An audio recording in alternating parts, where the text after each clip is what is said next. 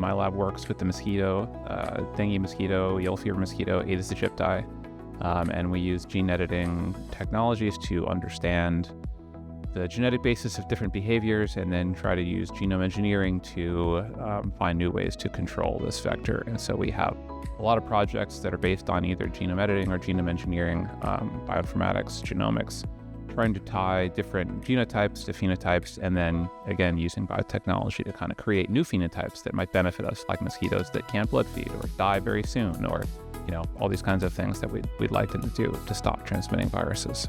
In general, we talk about two different approaches.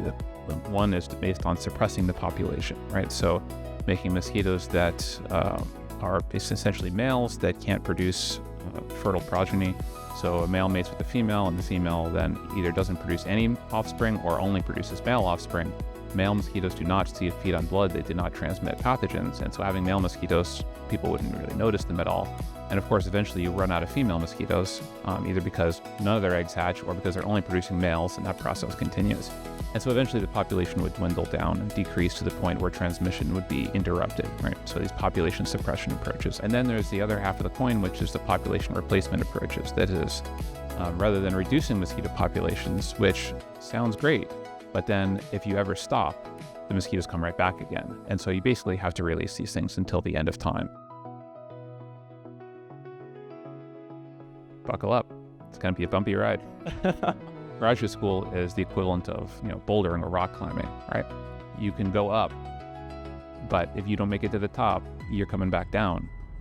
And then you got to start again and find a new route to go up. And so you can spend years climbing, but not reach the top, and you're at square one where you started from.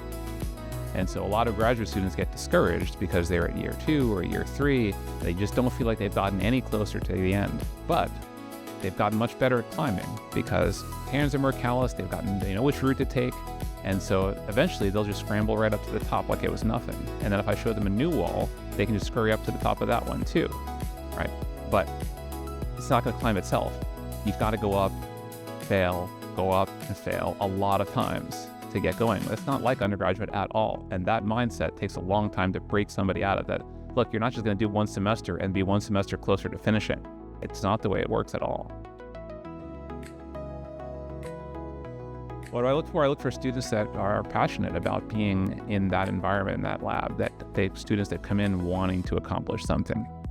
Because I can't give that to you. I can give you a lot of skills on how to design experiments, how to evaluate literature, but I can't give you the passion to want to do science, right? And so somebody's going to have that already. And then there's a lot you can do to work with that. But if somebody's like, I don't even know why I'm here, there's